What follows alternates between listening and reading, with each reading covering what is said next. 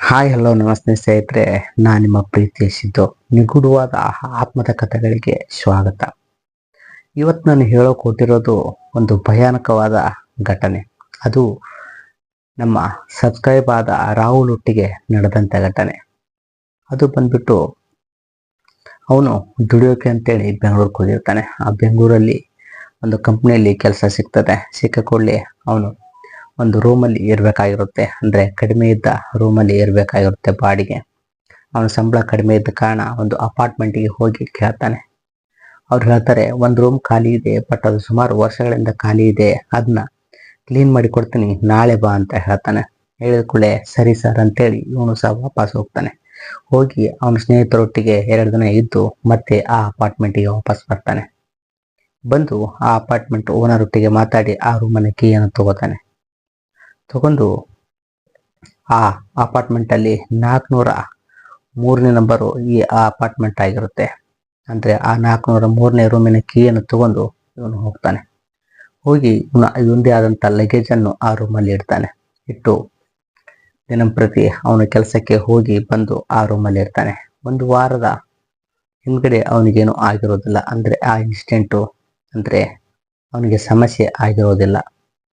ಹಾಗೆ ಒಂದಿನ ಅಮಾವಾಸ್ಯೆ ಬರುತ್ತೆ. ಆ ಅಮಾವಾಸ್ಯೆ ರಾತ್ರಿ ಅವನು ಡ್ಯೂಟಿಯನ್ನು ಮಾಡಿ ಬಂದು ಅವನ ರೂಮಲ್ಲಿ ಇರ್ತಾನೆ.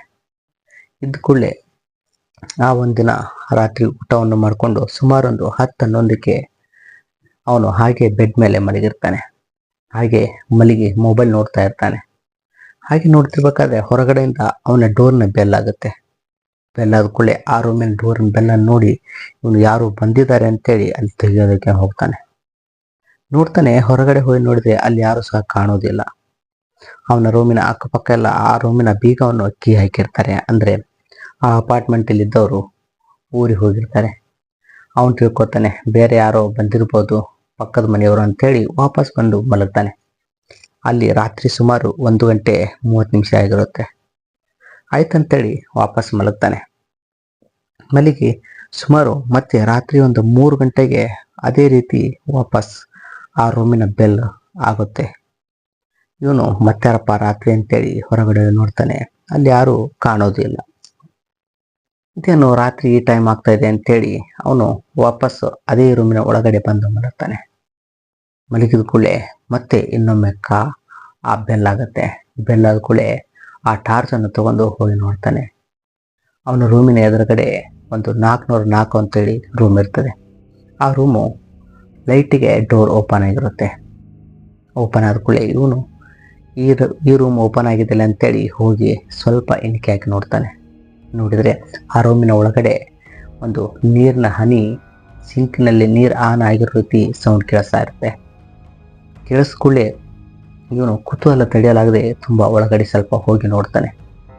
ಆ ರೂಮಿನಲ್ಲಿ ಎಲ್ಲ ಒದ್ದೆಯಾಗಿರುತ್ತೆ. ಆ ರೂಮು ಫುಲ್ಲು ಆ ಕೊಳೆತ ಮಾಂಸದ ವಾಸನೆ ಬರ್ತಾ ಇರುತ್ತೆ. ಇದೇನು ಈ ರೀತಿಯಾದ ಸ್ಮೆಲ್ ಅಂತೇಳಿ ಹೋಗಿ ನೋಡ್ತಾನೆ. ಆ ರೂಮಿನ ಮೂಲೆಯಲ್ಲಿ ಒಬ್ಬರು ಮುದುಕಿ ಕೂತಿರ್ತಾಳೆ. ವಯಸ್ಸಾದ ಮುದುಕಿ ಆ ಮೂಲೆಯಲ್ಲಿ ಕೂತು ಏನೋ ತಿಂತಾ ಇರೋ ರೀತಿ ಸೌಂಡ್ ಕೇಳಿಸುತ್ತೆ. ಅದು ಎಲ್ಲವೂ ಕಟಿಯೋ ರೀತಿ ಸೌಂಡ್ ಕೇಳಿಸುತ್ತೆ ಅವನಿಗೆ. ಇವನಿಗೆ ಅಜ್ಜಿ ಅಂತ ಕಾಣಿಸುತ್ತೆ, ಬಟ್ ಮುಖ ನೋಡಿರಲ್ಲ. ಅವನು ನೋಡಿ ಆ ಅಜ್ಜಿನ ಕೂಗ್ತಾನೆ. ಅಜ್ಜಿ ಅಂತ ಕೂಗಿದ ಕೂಡಲೇ ಆ ಅಜ್ಜಿಯ ಮುಖ ತಿರುಗಿಸ್ತಾಳೆ. ತಿರುಗಿಸಿದರೆ ಆ ಅಜ್ಜಿಯ ಮುಖ ಫುಲ್ಲು ಸುಟ್ಟೋಗಿರುತ್ತೆ.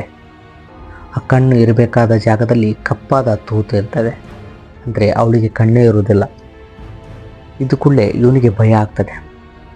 ಭಯ ಆಗಿ ಅವಳ ಕೈಯಲ್ಲಿ ನೋಡ್ತಾನೆ. ಆ ಅಜ್ಜಿ ಒಬ್ಬ ಮನುಷ್ಯನ ಬೆರಳು ಹಿಡ್ಕೊಂಡು ತಿಂತಾ ಇರ್ತಾಳೆ. ಅವಳ ಬಾಯಿಯ ತುಂಬ ರಕ್ತ ಇರುತ್ತೆ. ಆ ಕೈಯಲ್ಲಿ ರಕ್ತದ ಮಡುವೆ ತುಂಬ ಸೋರ್ತಾ ಇರುತ್ತೆ. ಅದನ್ನು ನೋಡಿಬಿಟ್ಟು ಇವನಿಗೆ ಭಯ ಆಗಿ ತುಂಬ ಓಡಿ ಬರ್ತಾನೆ. ಓಡಿ ಬಂದು ಅವನದೇ ಆದಂಥ ಆ ರೂಮಿನ ಒಳಗಡೆ ಹೋಗ್ತಾನೆ. ಹೋಗಿ ಡೋರ್ನ ಲಾಕ್ ಮಾಡ್ಕೊಂಡು ಆ ಬೆಡ್ನ ಮೇಲೆ ಕೂಡ್ತಾನೆ. ಇವನಿಗೆ ತುಂಬ ಭಯ ಆಗ್ಬಿಡ್ತದೆ. ಅದೇ ಭಯದಲ್ಲಿ ಕೂತಿರ್ತಾನೆ. ಮತ್ತೆ ಡೋರ್ ಬೆಲ್ ಆಗುತ್ತೆ. ಡೋರ್ ಬೆಲ್ ಆದ ಕೂಡಲೇ ಇವನು ತುಂಬ ಭಯ ಆಗಿಬಿಡ್ತದೆ. ಏನು ಮಾಡಬೇಕು ಅಂದರೆ ಅಲ್ಲೇ ಕೂತಿರ್ತಾನೆ. ಹಾಗೆ ಆ ಬೆಡ್ಶೀಟನ್ನು ಫುಲ್ಲು ಹಚ್ಕೊಂಡು ಮಲಗ್ತಾನೆ. ಮಲಗಿದ ಕೂಡಲೇ ಆ ವಿಂಡೋ ಸೌಂಡ್ ಆಗುತ್ತೆ. ಸೌಂಡ್ ಆದ ಕೂಡಲೇ ಆ ವಿಂಡೋದ ಗ್ಲಾಸಿನ ಹೊರಗಡೆ ನೋಡ್ತಾನೆ. ಒಳಗಡೆ ಇದ್ದಂಥ ಅಜ್ಜಿ ಆ ವಿಂಡೋಗೆ ಮುಖ ಹಚ್ಚಿ ತಿಕ್ತಾ ಇರ್ತಾಳೆ. ಇವನಿಗೆ ತುಂಬ ಭಯ ಆಗಿಬಿಡ್ತದೆ. ಭಯ ಆದ ಕೂಡಲೇ ಅದೇ ಓನರ್ಗೆ ಕಾಲ್ ಮಾಡ್ತಾನೆ. ಸಡನ್ಲಿ ಕಾಲ್ ಮಾಡಿದ ಕೂಡಲೇ ಹೇಳ್ತಾನೆ, ಸರ್, ನನ್ನ ರೂಮಿನ ಮುಂದೆ 404 ರೂಮ್ ಇದೆಯಲ್ಲ, ಅದ್ರ ಒಳಗಡೆ ಯಾರೋ ಇದ್ದಾರೆ, ತುಂಬ ಭಯ ಆಗ್ತಾ ಇದೆ, ಬನ್ನಿ ಸರ್ ಅಂತ ಹೇಳ್ತಾನೆ. ಆ ಓನರ್ಗೆ ತುಂಬ ಗಾಬರಿ ಆಗತ್ತೆ. ಯಾಕಂದರೆ ಆ ಫ್ಲಾಟ್ನಲ್ಲಿ ಆ 404 ಅಂತ ರೂಮೇ ಇರೋದಿಲ್ಲ. ಆ ವಿಷಯವನ್ನು ಅವನಿಗೆ ಹೇಳ್ತಾನೆ, ರಾಹುಲ್ಗೆ.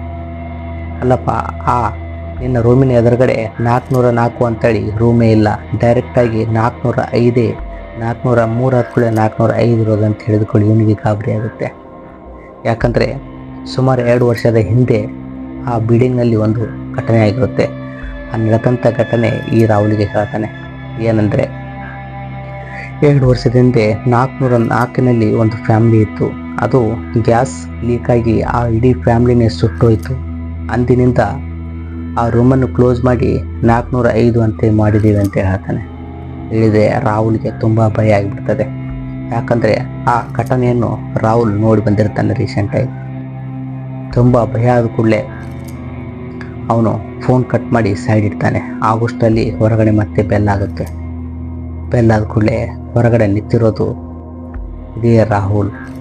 ಯಾಕಂದರೆ ಆ ಕ್ಯಾಮ್ರಾದಲ್ಲಿ ನೋಡ್ತಾನೆ, ಆ ರೂಮಿನ ಒಳಗಡೆ ಇದ್ದಂಥ ರಾಹುಲ್ ನಿಂತಿರ್ತಾನೆ. ಅವನ ಬಾಯಿನೂ ಕೂಡ ರಕ್ತವಾಗಿರುತ್ತೆ. ಅವನ ಕೈಯಲ್ಲಿ ಇದ್ದಿದ್ದು ಅವನದೇ ಆದಂಥ ಕೈ ಬೆರಳು ಹಿಡ್ಕೊಂಡಿರ್ತಾನೆ. ಆಗ ರಾಹುಲ್ ಕರಿತಾನೆ, ರಾಹುಲ್ ಬಾರಪ್ಪ ಹೊರಗಡೆ, ಈಗ 403 ಖಾಲಿ ಇದೆ, 404ಗೆ ಶಿಫ್ಟ್ ಆಗೋಣ ಬಾ ಅಂತೇಳಿ ಕರಿತಾನೆ. ಅವರಿಗೆ ಆಗ ರಾಹುಲ್ ತುಂಬ ಭಯ ಆಗಿಬಿಡ್ತದೆ.